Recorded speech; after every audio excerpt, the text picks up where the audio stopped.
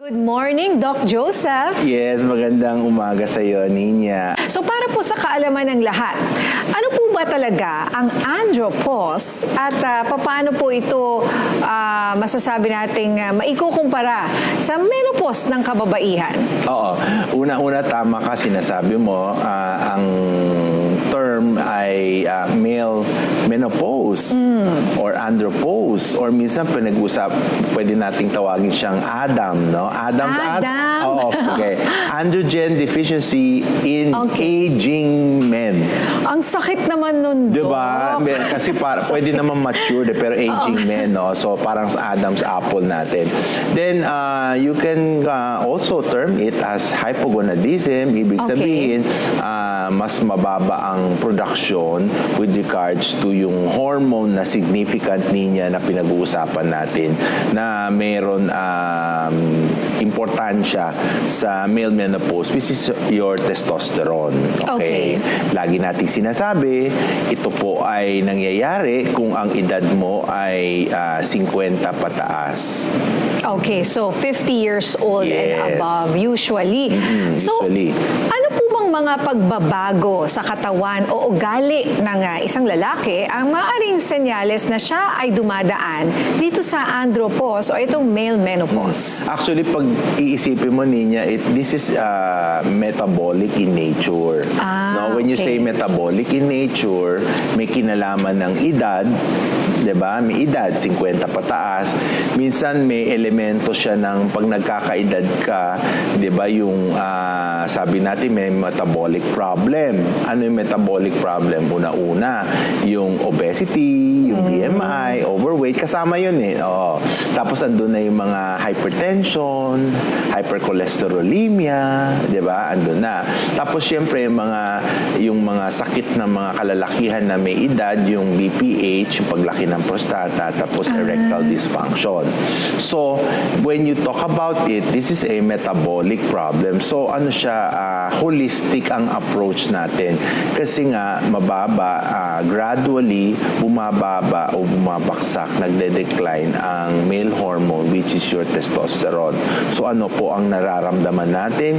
Usually, kagaya na na-mention ko, when you talk about age, so weakness, mabagal na kumilos, tinatamad, 'di ba? Oo, yung mga ganyan. Pag yun ang meron mo, so bumabago yung lifestyle mo. So you become more sedentary. When you become more sedentary, you become more obese because you eat more. So tumataas ang BMI mo. So nagkakaroon ng problema. Yung muscle mo naman, pwedeng maging decrease your muscle mass. So hindi ka na kagaya dati na muscular, maka medyo flabby na because of obesity, di ba? O pwede yun. Then yung bones mo, it becomes very osteoporotic. Oo. Minsan sabi nila, para kang lumpo. Diba? Nahuhulog-hulog, hindi ka nakagaya ng mga ibang mga male na parang medyo alert, mga ganon. Then, of course, when you come to the sexual aspect, bababa ang libido, yung urge mo, yung mood mo, parang lahat nag-decrease. Hindi natin makokontrol yan eh. Because age will definitely follow you. Diba? Pero ang makokontrol natin, yung epekto, yung clinical manifestation, hindi grabe. Diba? Like kayo, pag yung mga menopause, you go for your estrogen therapies, diba? Yung replacement, ganun din ang mga kalalakihan. So sa kalalakihan, meron din ganun? Yes. What do you call that? Testosterone replacement therapy. Oh, okay. Pero di ba ang fear ng iba, like kung sa babae, baka magka-cancer, di ba? Ganun din ba sa lalaki? Kaya Will it make you prone to other diseases? That's a good question. Kasi kaya nga dapat sinasabi natin, Ninya, dapat magpa-check. Hindi porke sinabi natin, 50 na tayo, 60 na tayo, iinom tayo ng mga ano-ano na para ma-prevent yun. No. We have to undergo a medical complete consultation and check-up, evaluation, and a prescribed doctor will have to give you what is the best unit to give. Meron naman tayo kasi may mga mga gels, may orals, may injectables, nabibigay ka na dapat sa'yo. Yung male hormones kasi, significantly, it has a lot of function. Not only to the male wellness, which is yung sexual drive, yung libido, but of course, in the progressive, yung formulation ng spermatogenesis, yung sperm production.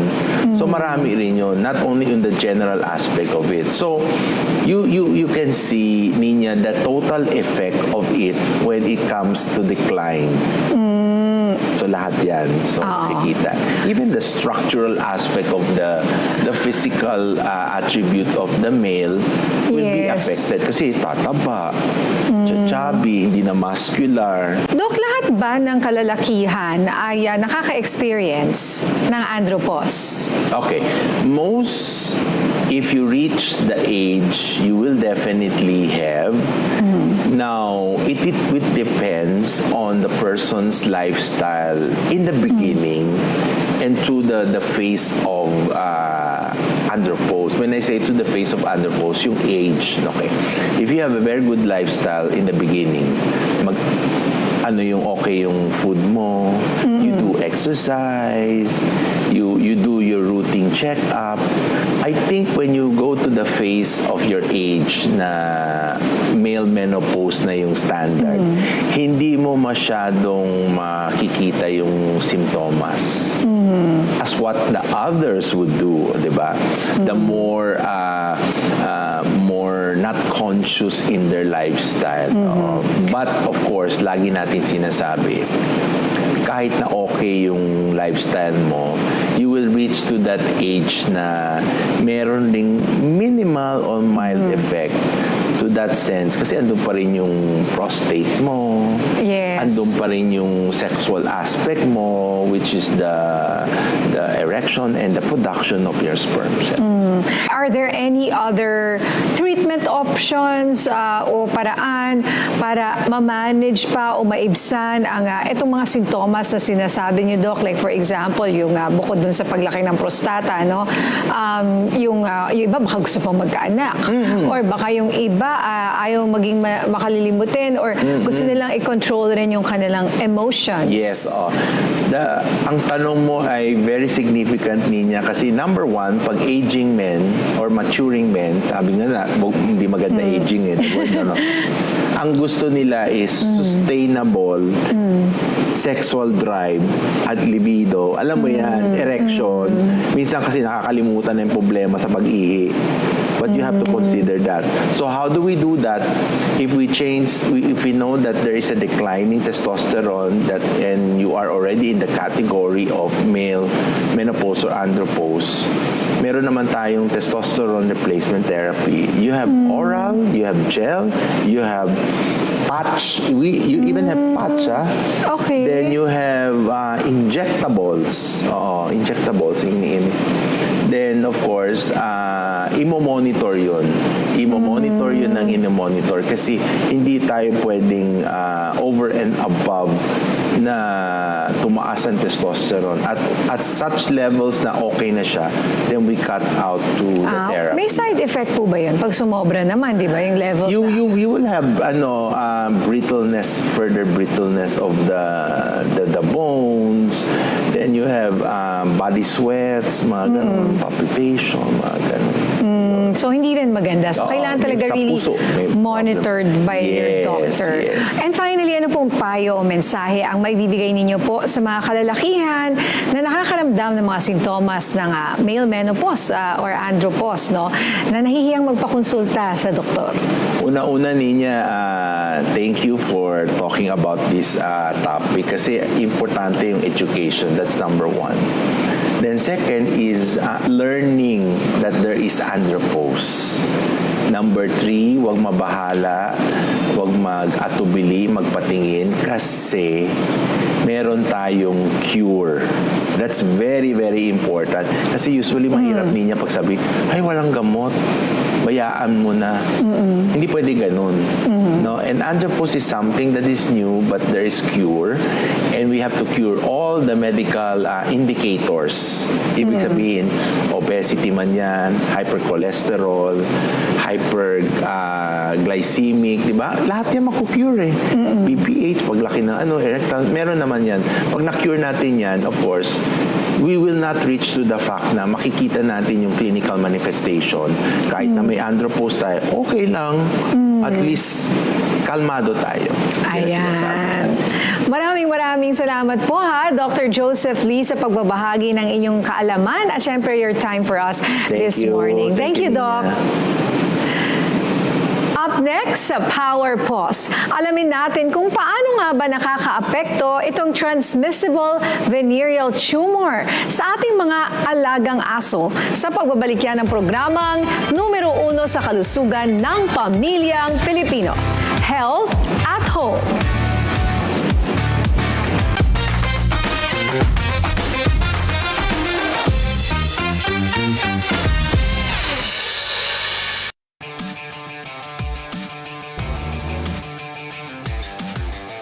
Check out your dream machines with veteran journalist Ron De Los Reyes in one of the longest running motoring shows on Philippine television.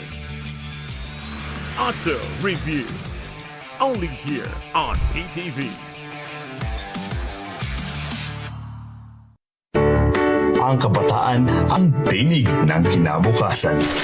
Kaya inulunsad ang Sa Totoo Lang, a digital storytelling challenge upang bigyan ng pagkakataon ang mga estudyante na manindigan para sa katotohanan at ipakita ang pagmamahal sa bayan. Kung ikaw ay isang grade 10 to 12 student mula sa public o private school dito sa Pilipinas, para sa ito. Narito ang mga dapat gawin. Gumawa ng 90-second video tungkol sa programa ng Pangulo at epekto nito sa inyong komunidad. O kaya naman ay suriin at itama ang fake news na nakita sa social media. I-upload ang entry bilang TikTok, Facebook o Instagram Reel o YouTube Shorts sa official Google Form. May 3 exciting awards bawat buwan. Pinaka-pinag-usapang award para sa entry na nag-viral at umani ng pinakamaraming views. Pinakamakahulugang award para sa entry na nagbigay inspirasyon at tumatak sa damdamin ng bawat manonood. Tagasuri ng Katotohanan Award para sa entry na nagpapakita ng mapanuring paraan para labanan ang fake news. Bawat buwan, isang winner per category ang mananalo ng tablet at certificate. Kaya ano pang hinihintay mo? Spread the good news, stand for the truth. Sali na!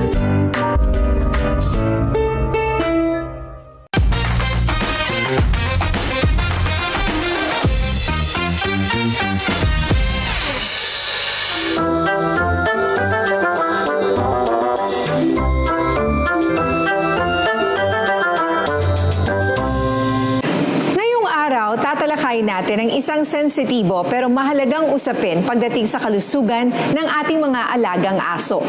Ito ang naturally transmissible cancer na transmissible venereal tumor o mas kilala bilang TVT. At upang bigyan tayo ng mahalagang kaalaman tungkol sa sakit na yan, makakasama muli natin ang ating resident vet na si Dr. Zara Roscuelo. Magandang umaga, Doc Z. Good morning, Ma'am Nina. Doktora, ano ba to? Transmissible venereal tumor o TVT. Yes. So, it's a form of a malignant cancer. So, talagang nag-grow siya as... So, when we describe the lesion, para siyang cauliflower na growth. Hindi lamang doon sa sexual organs ng hindi lamang lalaki, pero pati babaeng aso. Okay. So, pati sa oral cavity, sa skin, dito banda sa nose, makikita itong mga tumors or lesions na ito. Ano siya? Parang mga maliliit na... Para siyang mga bukol-bukol. Bukol. Yeah. Okay. Parang cyst ba yun, Doc? Cyst or siya, warts pero or ang something? itsura niya ay parang mas maihahawi kung madidescribe natin sa cauliflower. Ano siya sa labas ng skin, nakaumbok? Sa mismong mucosa noong, di ba pag in-extract mo yung penis, lalabas yung kanyang mismong organ, nandoon siya sa paligid noon. Sexually transmitted siya. So once na nagkaroon ng sexual intercourse ang ang isang aso, sa isang aso na meron din itong tumor na ito, nahahawa siya. So, mucosa to mucosa na contact. Ngayon, may mga ibang pets na nadidilaan yung genitalia nila or yung genitalia nung ka-intercourse nila na aso, minsan pati sa oral cavity nila, nagkakaroon sila nitong lesion na ito. Okay. Ano po yung mga karaniwang sintomas bukod dun sa lesions na dapat bantayan ng mga pet owner kung sakaling magkaroon po ng TVT ang kanilang alagang aso? So magandang tanong yan. Bakit? Kasi most of the time, sometimes, kasi nga di ba nakatago siya eh. Kasi nandoon siya sa loob ng genitalia most of the time, nagsisimula. Ngayon, makakakita na lang sila ng lesion sa labas noong genitalia, katulad halimbawa sa babae, na nakaumbok na or visible na sa mata dahil malaki na. Okay. Or sometimes, kung doon naman sa penis, dahil natatakpan siya nung tinatawag nating prepuce, yung Okay. balat, sometimes makakakita nga ng lesion, pero pagka pinul down mo yung kanyang prepuce, naku, malaki na pala sa loob. Or marami na pala doon sa loob. Okay. So ano po yung mga common misconceptions tungkol sa TVT na gusto nyong itama, Doktora? So, syempre, responsible pet ownership talaga. Kasi it is a form of tumor na sexually transmitted nga. So, kunyari, ang iyong aso ay hindi mo parang binantayan Oh. at nakalabas at Okay. nagkaroon siya ng sexual intercourse sa isang aso sa labas. Pwede mo sabihin na stray or other dogs na maaaring nagkikerry nitong tumor na ito, pwede siya na magkaroon nun. Ang maganda Madali lang ba? Like, kahit Yeah. isang beses lang sila nakita, ganyan. Kasi yung lesion yun mostly, lagi nagbi-bleed. Yun yung mga symptoms and clinical signs eh. So minsan, ang simula na reklamo ng may-ari or first clinical sign na makikita nila, Dok, may droplets po ng blood galing doon sa genitalia, whether it be from the penis or from the vulva. Tapos, Dok, dila po ng dila yung aking aso. Or kung babae yung aso niya, Dok, parang ang haba nung pagre-regla ng aking aso. Okay. So, yun yung mga common na symptoms and signs. Or, ang worst, yun na nga, makikita mo na malaki na yung tumor or yung lesion o yung bukol doon sa ating pet. So, ang misconception lang, akala nila it is a form of cancer na hindi na gumagaling or nakakamatay siya okay. kaagad.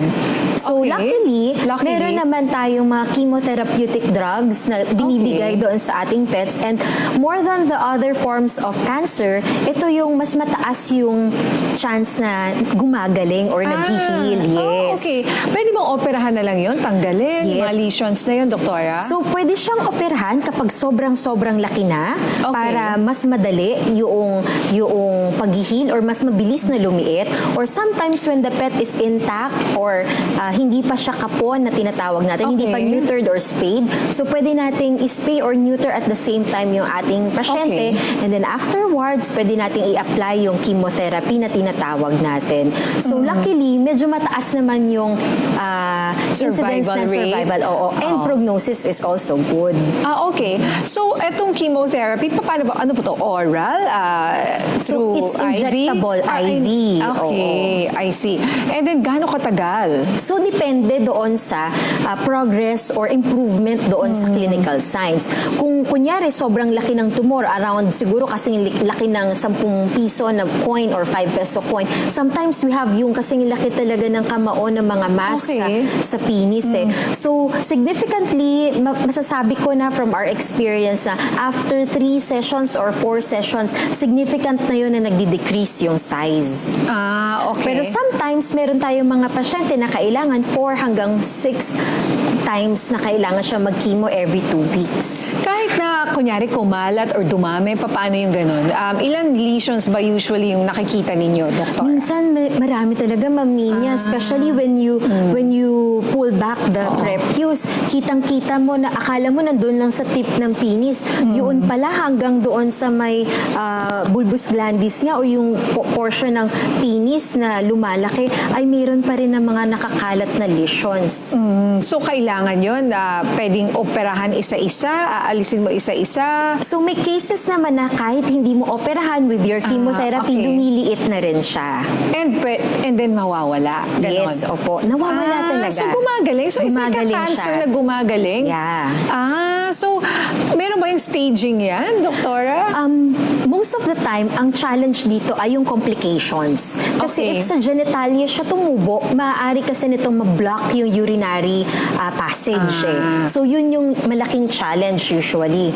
Minsan, ang nagiging hadlang doon sa good prognosis ay kapag ka nai-impede yung flow ng urine. Nagkakaroon kasi ng azotemia yung ating pet, pati yung kidneys nga na-affect. Okay, doktora, paano naman maiiwasan ng pet owner na mahawa ang kanilang mga aso sa TVT at baka meron pa kayong iba pang preventive measures and tips na maaaring i-share nyo sa kanila? So, syempre, kapag walang plans na mag-breed ang ating mga pet owners, mas maganda na spay or in-neuter na ang ating mga pets. Mas mataas yung mas marami ang advantages kapag spayed and neutered ang ating mga pets. Definitely, kung intact ang iyong pet na aso, ay kailangan babantayan mo na hindi siya makakalabas, especially for females during the time na in-heat sila or yung naghahanap sila ng sexual partner.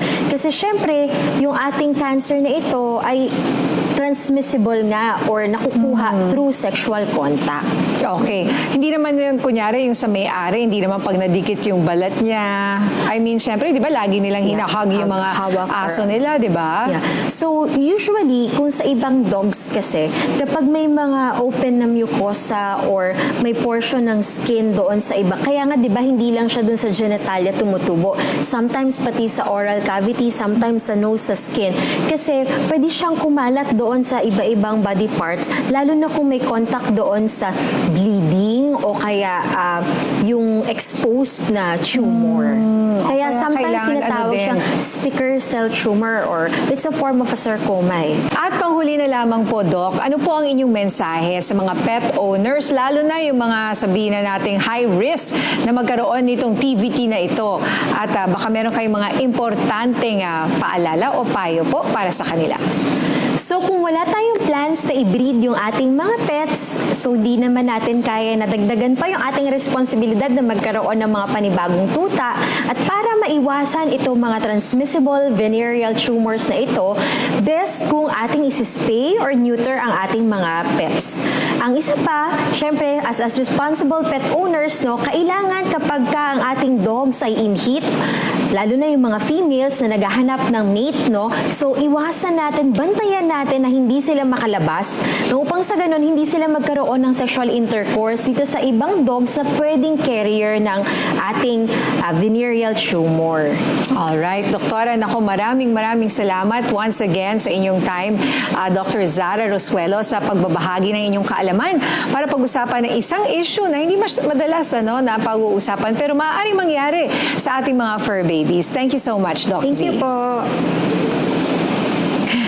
Mamaya naman sa Healthy Bites, another healthy yet delicious dish na naman ang ituturo sa atin ni Chef Jeff Ferrer sa pagbabalik yan ng programang Top Priority ang kalusugan ng pamilyang Pilipino. Health at Home.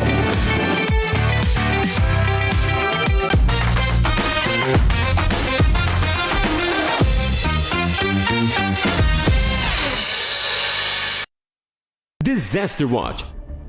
Alamin ang Modified Tropical Cyclone Wind Signal System para sa mga parating na bagyo. Signal number 1. Isa itong tropical depression na nagtataglay ng bahagyang lakas ng hangin at tatama sa loob ng 1.5 araw. Walang pasok ang mga bata sa preschool. Signal number 2. Ito ay tinatawag na tropical storm na may dalang katamtamang lakas ng hangin at posibleng tumama sa loob ng 24 oras. Pinapayuhan ng lahat na isecure ang kanilang mga bahay at kagamitan. Wala ring pasok ang mga mag-aaral mula preschool hanggang high school. Signal number 3. Ito ay severe tropical storm na posibleng tumama sa loob ng 18 oras. Pinapayuhan ang mga residente na lumikas sa mababang lugar, baybayin at tabing ilog, at maghanda ng pagkawala ng kuryente at komunikasyon. Walang pasok sa lahat ng antas ng edukasyon. Signal number 4. Ito ay isang ganap na typhoon na maaaring tumama sa loob ng 12 oras at nagtataglay ng napakalakas na hangin. Bawal ang maglakbay at dapat ay nakalikas na mula sa mga mapanganib na lugar. Signal number 5. Ito ay isang super typhoon na nagtataglay ng napakalakas na hangin at posibleng magdulot ng malawakang pinsala, manatili sa loob ng matitibay na gusali at mag-monitor ng mga weather update para sa inyong kaligtasan. Sa panahon ng bagyo, dapat laging listo.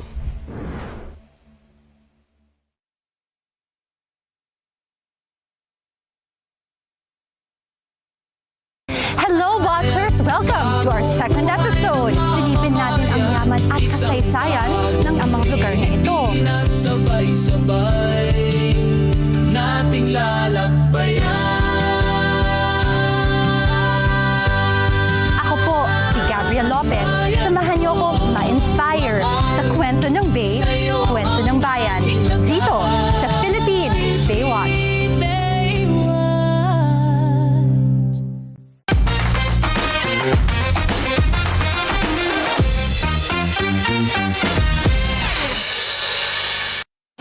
Hindi kailangan ng bonggang putahe para mapawaw ang ating panlasa. Minsan, simple lang pero sulit sa sarap at sobrang healthy. At ngayong araw, isang paborito sa Japanese restos ang bibida. Yan ay ang edamame na ituturo sa atin ni Chef Jeff Ferrer dito lang sa Healthy Bites.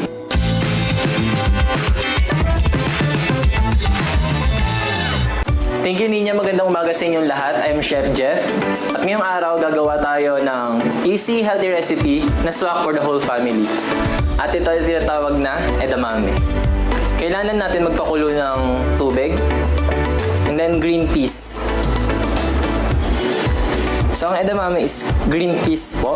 Then, papakuluan lang natin siya.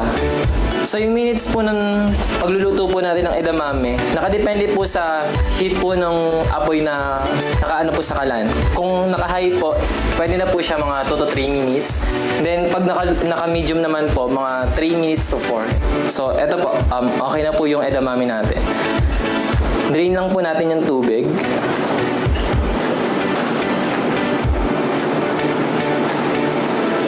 Season lang po natin siya ng salt. And then ready to serve na po. At ito na ang ating edamame. Talaga namang healthy, madaling gawin at swak for the whole family. Again, I'm Chef Jeff. Maraming salamat. Back to you, Ninya. Abangan mamaya sa Fit Zone. Panibagong workout na naman ang ating matututunan na pwedeng-pwede kahit tayo ay nasa bahay lang. Sa pagbabalik yan ng programang number 1 ang kalusugan ng pamilyang Pilipino. Health at Home.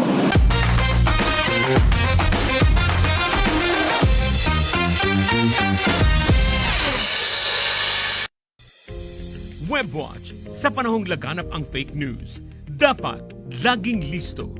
Mag-ingat sa kumakalat na AI-generated content. Ang generative AI ay isang klase ng artificial intelligence na may kakayahang lumikha ng iba't ibang content mula sa prompt ng isang user. Ilan sa mga halimbawa nito ay ang images, videos, pati na rin ang boses. karaniwang ginagamit ito upang mapabilis ang gawain, gawing libangan, o makapanloko ng tao. Masasabing ito ay AI-generated content kapag hindi natural ang detalye o galaw ng katawan. Gaya ng sobrang daliri sa kamay. Makintab o makinis ang balat ng tao o hayop. Upang hindi mabiktima, tiyaking totoo ang content sa pamamagitan ng pagkilatis ng mga detalye. Paggamit ng reverse image search. At pag-verify ng impormasyon mula sa mapagkakatiwalaang sources. Tandaan, huwag gawing fake ang fact.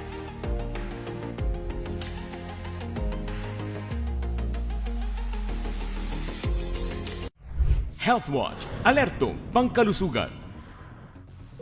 Mga paalalang pangkalusugan laban sa leptospirosis. Ang leptospirosis ay sakit na dulot ng Leptospira bacteria mula sa ihi ng infected na mga hayop. Naipapasa ito sa pamamagitan ng pagtalsik ng kontaminadong tubig sa mata, ilong at bibig, sa kontaminadong pagkain at inumin, at paglusong sa maruming tubig habang may bukas na sugat. Kabilang sa sintomas ng leptospirosis ang lagnat, panginginig, pananakit ng katawan, sakit ng ulo, pamamantal, pamumula ng mata, paninilaw ng balat, at diarrhea. Kung hindi maagapan, maaari itong makapinsala sa bato, utak at atay. Agad kumonsulta sa inyong doktor o sa malapit na health facility kung makaramdam ng sintomas. Para makaiwas sa leptospirosis, iwasang lumusong sa maduming tubig o baha.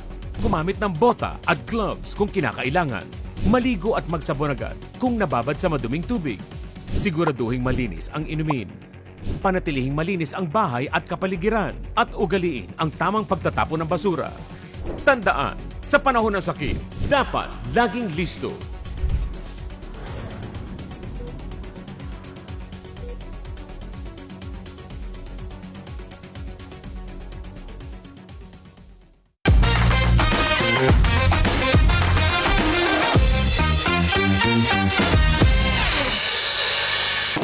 Sa panahon ng puro work from home, matinding traffic at zero motivations, minsan ang hirap ng gumalaw, di ba? But what if we told you na kahit nasa bahay ka lang, pwede ka pa rin maging fit and functional?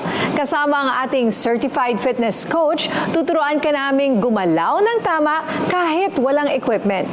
Kaya let's move, sweat and feel good dito lang sa Fit Zone.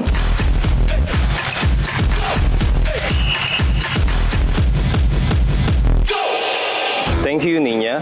Ako po si Coach Dave ng Pro Fitness Gym, Antipolo. Ngayong umaga, ituturo ko sa inyo ang ilang easy exercises na pwedeng gawin kahit nasa bahay, lalong-lalo na kung mayroong kayong busy schedule. Kaya tara, let's start. So, ang gagawin natin ngayon ay lunges with bicep curl. So, ang muscle target na tatamaan niya ay quads, hamstring, glutes, lower back, and bicep.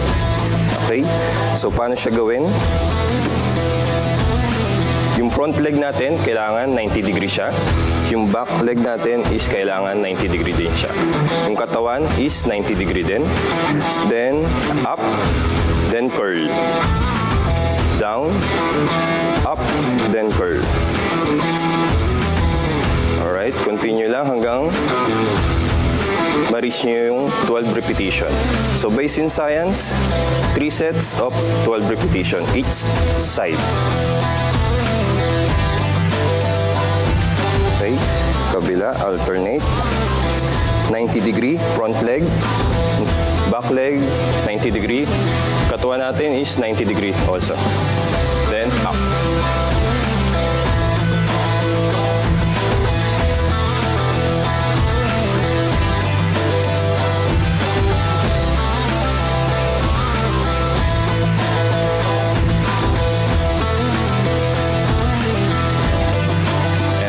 It. Di ba sobrang easy lang? At pwedeng-pwede niyong gayahin sa inyong mga bahay. Back to you, Ninya.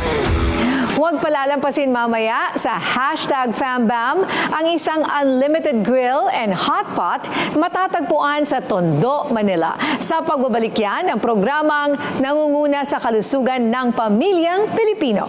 Health at Home.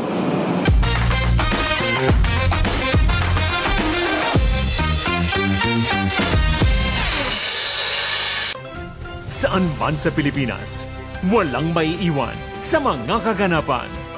Hatid ng buong puwersa ng PTV News Team.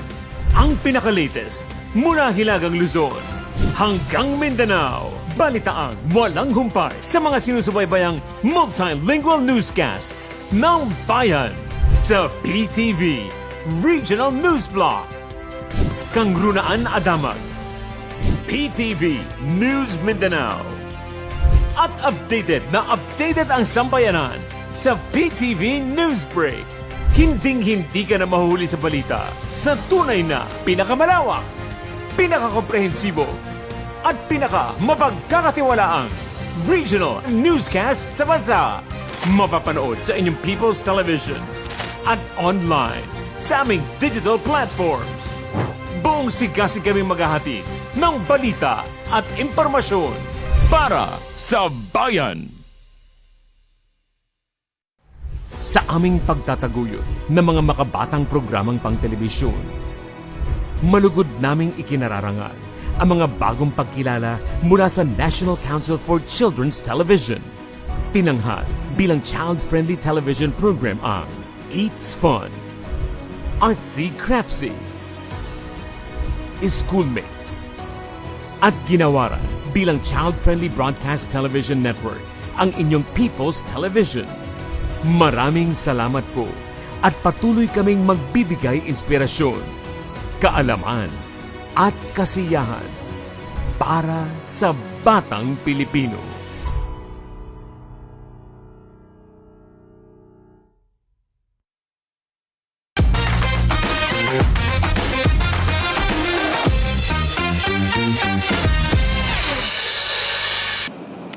Kung hanap nyo ay unli saya, unli kainan, at unli tawanan, perfect ang Unlimited Grill and Hot Pot Place na binisita namin sa Tondo, Maynila. Dito, tiyak mag-enjoy ang buong pamilya from sizzling meats, fresh seafood to hot pot goodness. Kaya kung ready na kayo sa isang mainit, masarap at masayang food trip, let's fire it up dito sa #FamBam.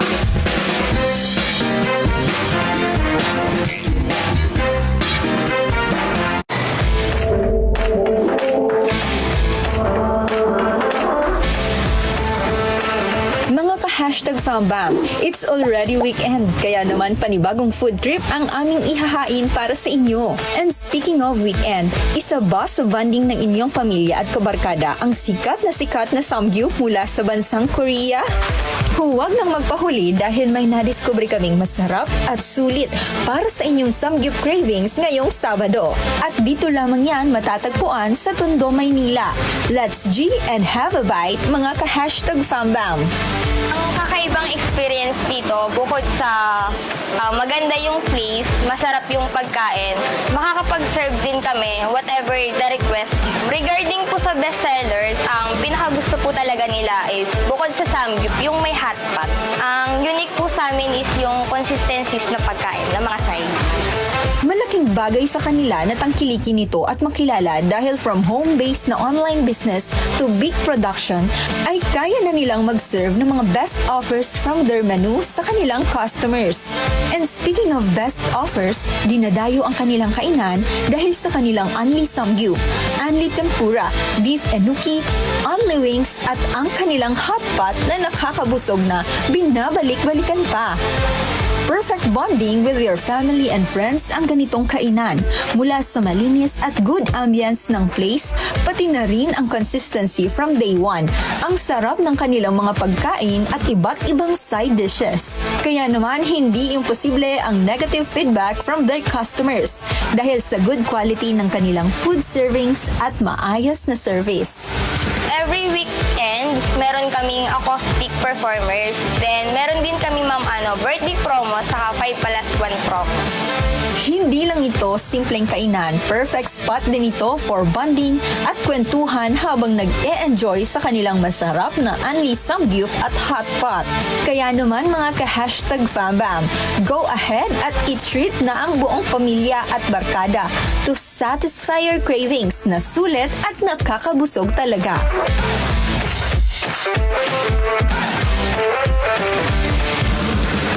At dito na po nagtatapos ang isa na namang makabuluhang episode na pinagsamahan natin ngayong araw. Laging tandaan, ang pagiging healthy ay hindi one-time goal lang. Ito ay everyday choice. Kahit simpleng paggalaw, tamang pagkain o pahinga lang, malaking bagay na yan. Ako po si Nina Corpus Rodriguez, isang wifey at mommy, ang inyong kaagapay sa mga napapanahong isyong pangkalusugan. At ito ang Health at Home.